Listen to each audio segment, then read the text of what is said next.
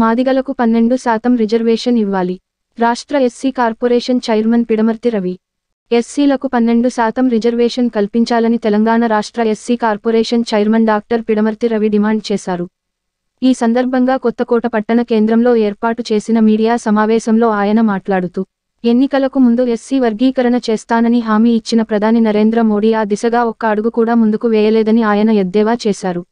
అలాగే Congress party 2 parliament స్థానాలను మాల సామాజిక వర్గానికి కేటాయించిందని మాదిగలకు కూడా 2 స్థానాలను కేటాయించాలని ఆయన డిమాండ్ చేశారు. కొన్ని విషయాలలో మా స్పందన బట్టి ఇది 12% 7% అనే విషయం మీద ఇప్పుడు కొద్దిగా జనాలకు ఎక్కింది. కృష్ణమాదిగ చేసేటువంటి వర్గీకరణ ఉద్యమం 1994లో ఏర్పడ్డ ఎంఆర్పిఎస్ డిమాండ్. మేము చేస్తుంది ఏంటంటే 2014లో ఏర్పడ్డ మాదిగ చేసే డిమాండ్ ఏంటంటే తెలంగాణ రాష్ట్రంలో జనాభా దామాషం ప్రకారం మాదిగలకు 12% రిజర్వేషన్ రావాలి. ఎందుకు 12% అని ఎట్లా చెప్పగలుగుతున్నాం అంటే అది కేవలం మహబూబ్నగర్ జిల్లాను ఉద్దేశించే మనం మాట్లాడుకుంటే అది క్లియర్గా మనకు అర్థమైంది. ఎందుకంటే మీకు తెలుసు ఇక్కడ ప్రభుత్వము 15% రిజర్వేషన్ అమలు చేస్తుంది ఎస్సీలకి. మీకు తెలుసు కదా, మీ గేర్లలో ఎవరెవరు ఉంటారు, ఏ క్యాస్టులు ఉంటారు, ఎన్ని ఇళ్ళు ఉంటాయి, మన ఇళ్ళు ఉంటాయి, వాళ్ళ ఎన్ని ఇళ్ళు ఉన్నాయి మనకు తెలిసిపోతుంది. లెక్కేసుకుంటే సాయంత్రం కల్లా నాకే తెలుసు హైదరాబాద్ చేస్తున్నాను నేను అనట్లేదు. మీరు సాయంత్రం పోయి మీ గేర్లలో లెక్కేయండి, ఎవరి ఇళ్ళు ఉన్నాయి, అవతల గేర్లు కూడా లెక్కేయండి, ఎన్ని ఉన్నాయో తెలిసిపోతుంది. అయితే నాకున్న ఇన్ఫర్మేషన్ ప్రకారం 14% ఉంటారు ఎస్సీలు ఇక్కడ, 14% మాదిగలు ఉంటారు ఇక్కడ. మరి నేను అసలు 14% అడగాలి కదా. ఎందుకు 1994లో 7% అడిగారంటే ఉమ్మడి రాష్ట్రంలో మన మాదిగలు 7% ఉన్నారు కాబట్టి ఆనాడు 94లో 7% అడిగింది. మరి ఇప్పుడు 3 దశాబ్దాలు తర్వాత అదే పాపులేషన్ కదా మాదిగల్ది. మనకు కుటుంబ నియంత్రణ లేదుగా మనకు.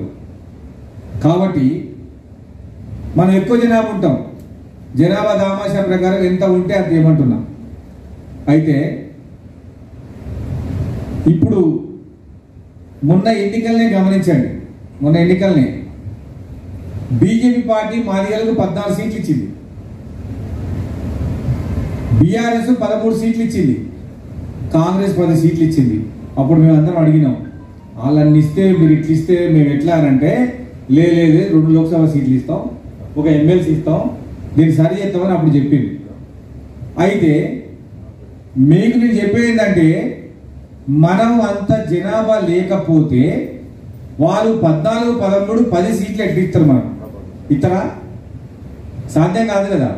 అందుకోసమనే కృష్ణమాదిగే నాకు చెప్తాను, నువ్వే 12% అని తెలంగాణ దిగుతున్నావు కదా అని.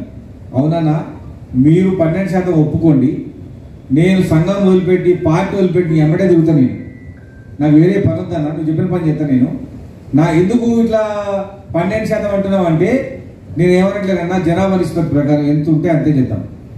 దానికి ఉదాహరణే మొన్ననే చేవెళ్ళలో జరిగినటువంటి మీటింగ్లో ముఖ్యమంత్రి గారు చెప్పారు, తెలంగాణ రాష్ట్రంలో వర్గీకరణ కాంగ్రెస్ పార్టీతోనే సాధ్యమని. అది పక్కన పెట్టాం. క్యాబినెట్ సమావేశంలో మొన్న ఇంతకుముందు ఇప్పుడు లేటెస్ట్ జరిగినటువంటి క్యాబినెట్ సమావేశంలో మాదిగా ఉపకులాల కార్పొరేషన్ అభివృద్ధి కార్పొరేషన్ తెలంగాణ రాష్ట్రంలో మాదిగలకు 12% రిజర్వేషన్ రావాలని డిమాండ్ చేస్తూ జనాభా దామాషం ప్రకారం తెలంగాణ రాష్ట్రంలో ఎస్సీ వర్గీకరణలో భాగంగా ఎస్సీబీకి 12% ఇవ్వాలని నేను కేంద్ర ప్రభుత్వాన్ని డిమాండ్ చేస్తా ఉన్నా. ఇప్పటి వరకు మా వర్గీకరణ పైన ఒక్క స్టెప్ కూడా ముందుకే బీజేపీ పార్టీ వచ్చే ఎన్నికల్లో ఓడియమని, వర్గీకరణ 100 రోజులు చేస్తూ ఉన్నటువంటి బీజేపీ మాట తప్పిన బీజేపీని ఓడియమని మాదిగలకు పిలుపునిస్తున్నా. మరి మీరు మోడీ గారు సికింద్రాబాద్లో మీటింగ్ పెట్టి తర్వాత 2 పార్లమెంట్ సమావేశంలో వర్గీకరణ పైన చట్టం చేయలేదు.